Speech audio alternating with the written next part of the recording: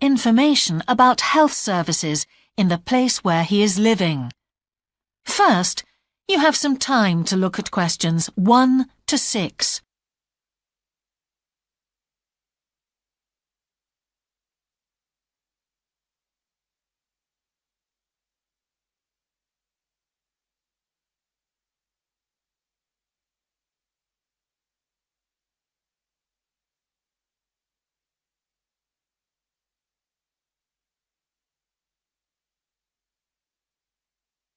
You will see that there is an example that has been done for you.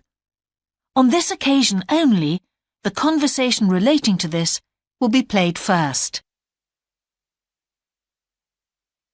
Can I help you?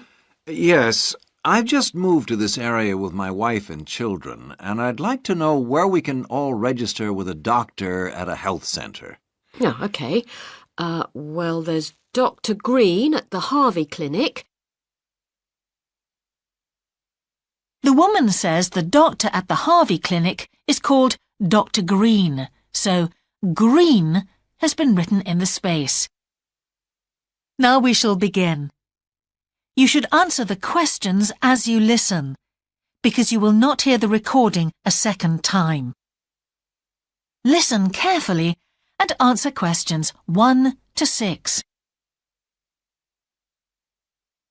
Can I help you? Yes, I've just moved to this area with my wife and children, and I'd like to know where we can all register with a doctor at a health centre. Oh, OK. Well, there's Dr. Green at the Harvey Clinic. We always recommend her for babies because she's very good with them and she runs a special clinic. Oh, actually, my youngest child is 5, so that wouldn't be any good for us. Right. Is there anywhere else I could try? Yes, the Eshcol Health Practice is the next one on my list. How do you spell that? Eshcol. And it's Dr. Fuller who has space on his list. The clinic only opened a year ago, so the facilities are all very modern. That sounds good. And it's particularly good if you're busy during the day because they also do appointments in the evening. They're closed on Saturday, though. The only other place on the list is the health centre on Shore Lane. You can register with Dr. Gormley. That's Gormley. He's new there, but the centre has a very good reputation. Oh, yes. I think I know the road. That would be the best one. Thanks. Could you tell me, will all their services be free? There are usually some small charges that doctors make. Let me see what it says about the Shore Lane Centre. If you need to be vaccinated before any trips abroad, you won't have to pay for this. What else? The Sports Injury Treatment Service operates on a paying basis, as does the Nutritional Therapy Service. Some health centres do offer alternative therapies like homeopathy as part of their pay-to-use service. Shore Lane are hoping to do this soon. I think they may start with acupuncture. Oh. And finally, if you need to prove you're healthy or haven't had any serious injuries before a new employer will accept you, you can get a free fitness check-up there. But you'd most likely have to pay for insurance medicals, though. OK, thanks. Before you hear the rest of the conversation, you have some time to look at questions 7 to 10.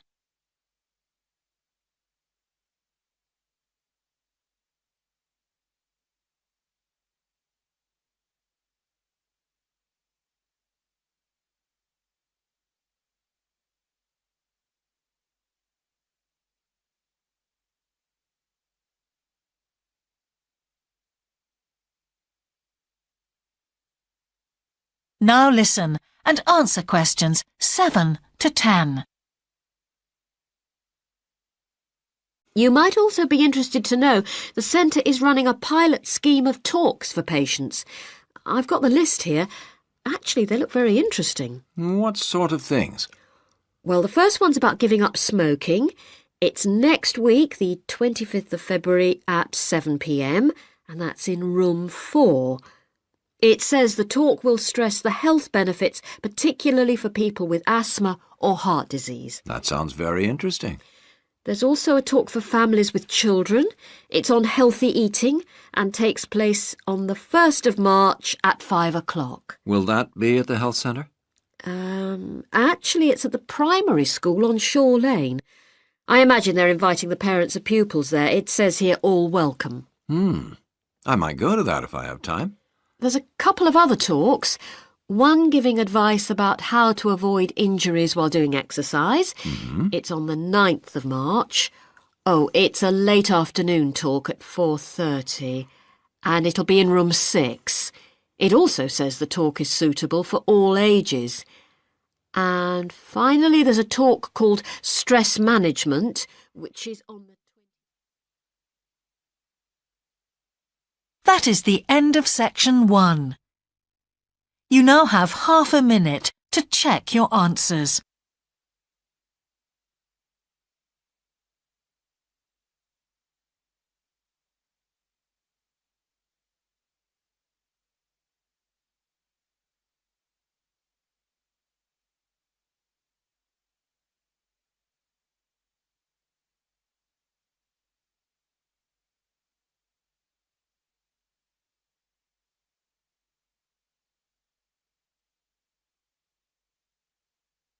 Now turn to section 2. Section 2. You will hear a man who owns a holiday home talking on the phone to a woman who is staying there. First, you have some time to look at questions 11 to 13.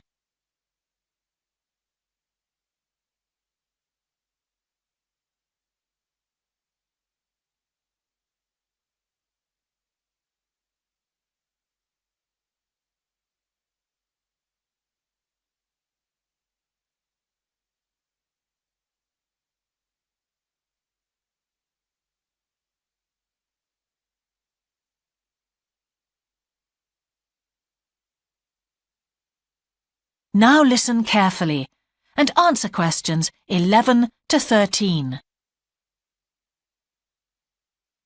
Hello? Hi, it's Laura Carlton here. We've just arrived at the holiday flat, but I can't get the hot water and heating to work. Oh, right. That's easy. Don't worry. In the upstairs cupboard, you'll find the water heater. You'll see 3 main controls on the left at the bottom of the heater. The first one, the round one on the far left, is the most important one for the heating and hot water. It's the main control switch. Make sure it's in the on position. The switch itself doesn't light up, but the little square below will be black if the switch is off. That's probably what's happened. It's got switched off by mistake. The middle one of these 3 controls, you'll see it's slightly larger than the first one, controls the radiators. If you feel cold while you're there and need the radiators on, this needs to be turned to maximum. The last of the 3 controls, the one on the right, is usually on about a number 4 setting, which for the water in the taps is usually quite hot enough. Below the heating controls in the middle is a small round plastic button.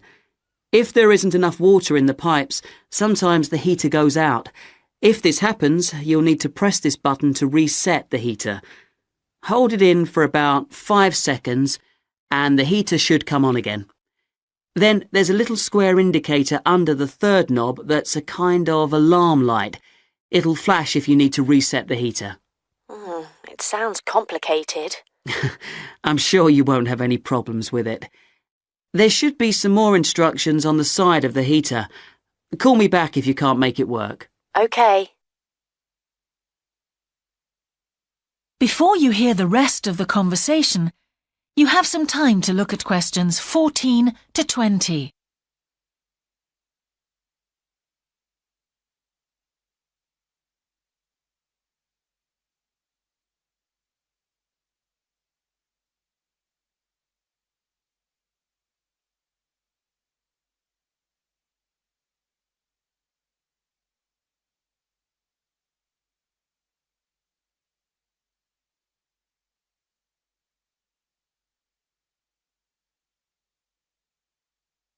Now listen and answer questions 14 to 20. while you're on the phone, we haven't managed to find a few things we need, like extra pillows for the beds and some washing powder. Is there any here? Pillows, yes.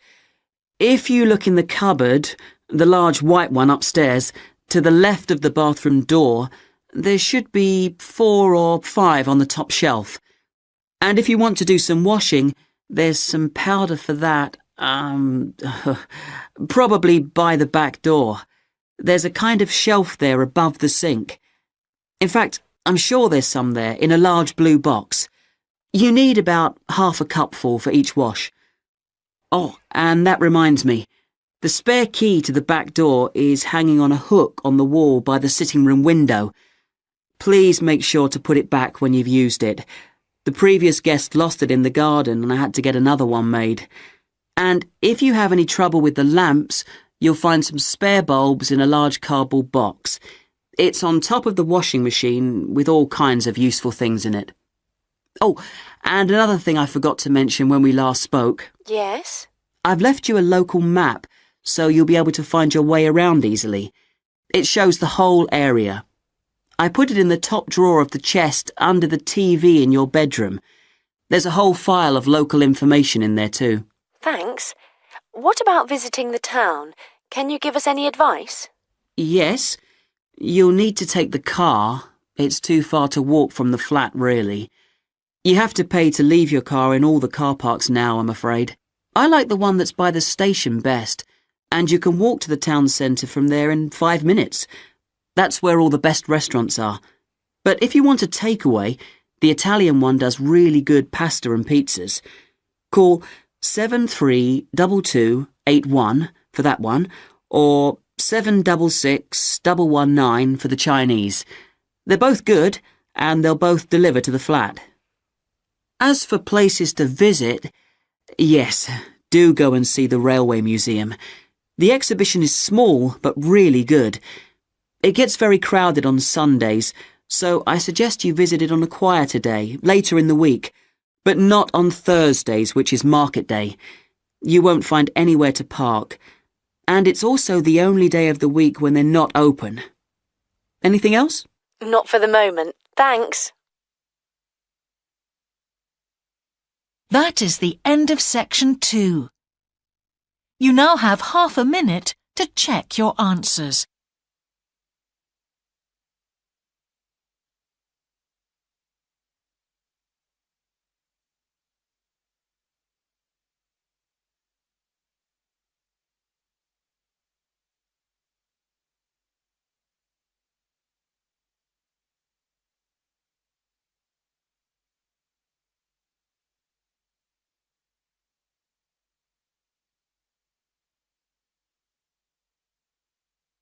Now turn to section 3. Section 3. You will hear a conversation between an English teacher called Paul and a former student of his called Kira. First, you have some time to look at questions 21 to 25.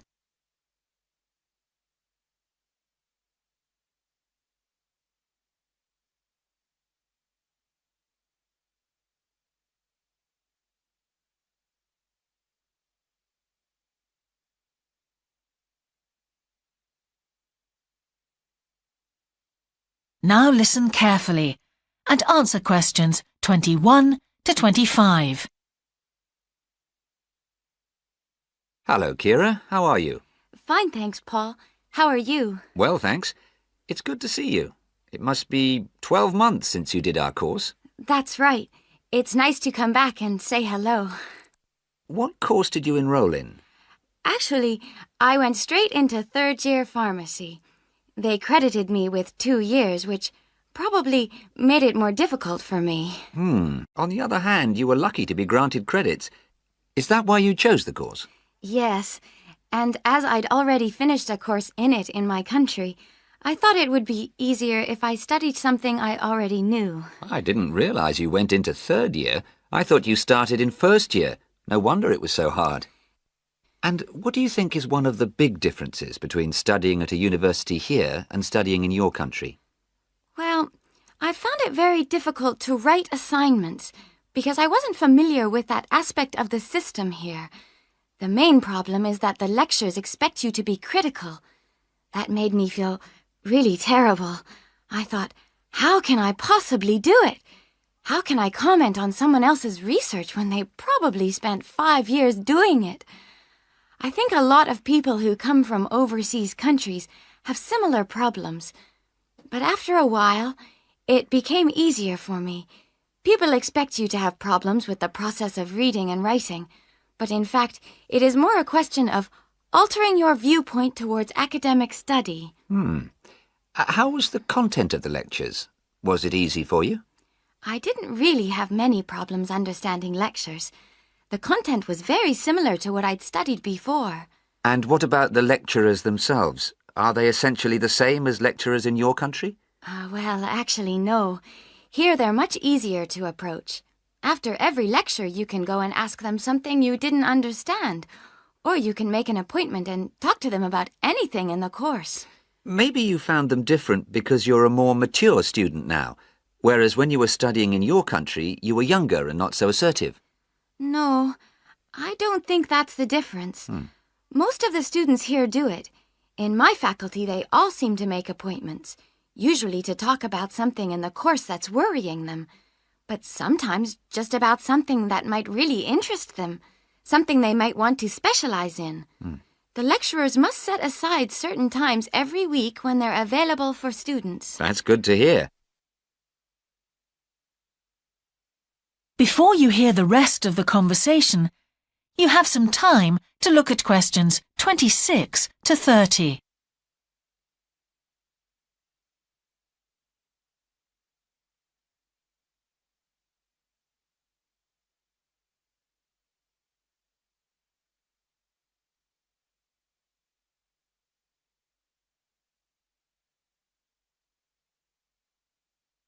Now listen and answer questions 26 to 30. And how was your timetable? Was it a very busy year? Oh, very, very busy. They make you work very hard. Apart from lectures, we had practical sessions in a lot of subjects. We did these in small groups. I had to go and work 4 hours every week in a community pharmacy. Actually, I enjoyed this very much, meeting new people all the time. Then in second semester, we had to get experience in hospital dispensaries. So every second day we went to one of the big hospitals and worked there. And on top of all that, we had our assignments, which took me a lot of time. Oh, I nearly forgot. Between first and second semesters, we had to work full-time for 2 weeks in a hospital. That does sound a very heavy year. So, are you pleased now that you did it? Do you feel some sense of achievement? Yeah, I do feel much more confident, which I suppose is the most important thing. And have you got any recommendations for people who are studying from overseas? Well, I suppose they need very good English. It would be much better if they spent more time learning English before they enter the university, because you can be in big trouble if you don't understand what people are saying and you haven't got time to translate. Anything else?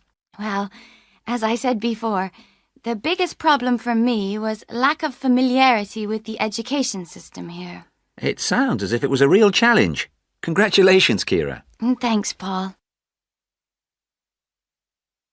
That is the end of section 3. You now have half a minute to check your answers.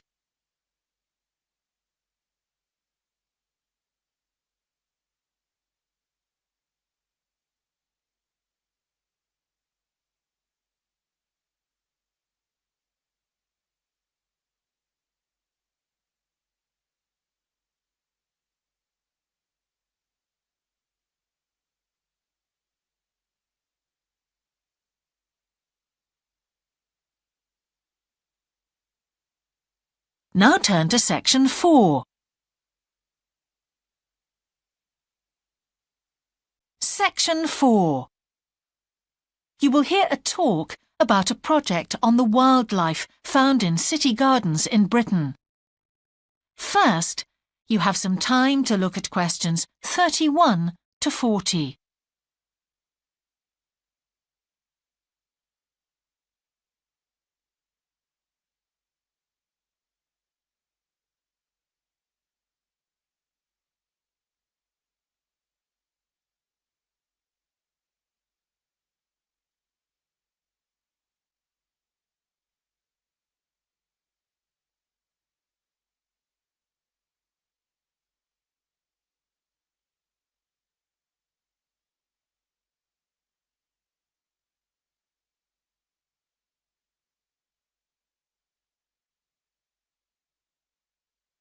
Now listen carefully and answer questions 31 to 40. Good morning. Today I'd like to present the findings of our Year 2 project on wildlife found in gardens throughout our city.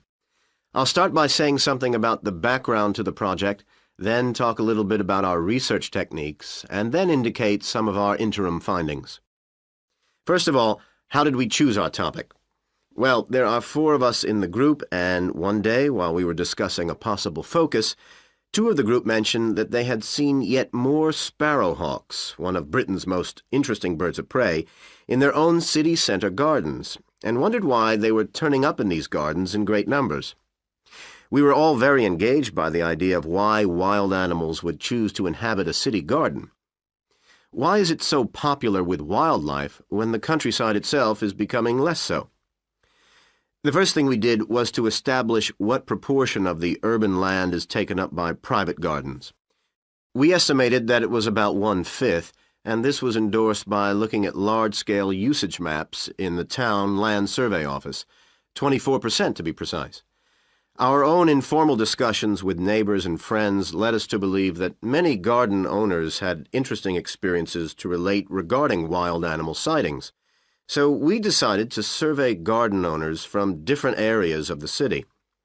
Just over 100 of them completed a survey once every 2 weeks for 12 months, ticking off species they had seen from a pro forma list, and adding the names of any rarer ones. Meanwhile, we were doing our own observations in selected gardens throughout the city. We deliberately chose smaller ones because they were by far the most typical in the city.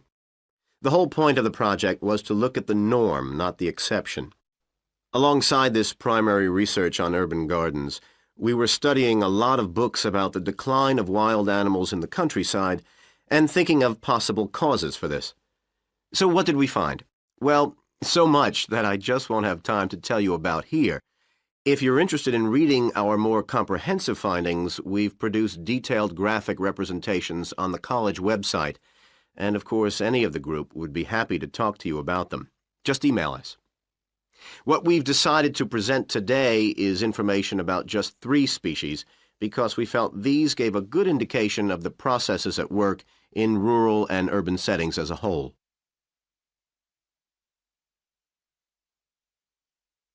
The first species to generate a lot of interesting information was frogs, and there was a clear pattern here. They proliferate where there is suitable water. Garden ponds are on the increase, rural ponds are disappearing, leading to massive migration to the towns. Hedgehogs are also finding it easier to live in urban areas, this time because their predators are not finding it quite so attractive to leave their rural environment, so hedgehogs have a better survival rate in cities.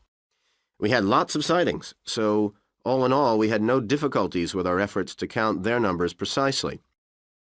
Our final species is the finest of bird singers, the song thrush. On the decline in the countryside, they are experiencing a resurgence in urban gardens because these days gardeners are buying lots of different plants, which means there's an extensive range of seeds around, which is what they feed on. Another factor is the provision of nesting places, which is actually better in gardens than the countryside. Hard to believe it, but it's true. Incidentally, we discovered that a massive new survey on song thrushes is about to be launched, so you should keep an eye open for that. Now, I'd be happy to answer any questions you may have. That is the end of section 4. You now have half a minute to check your answers.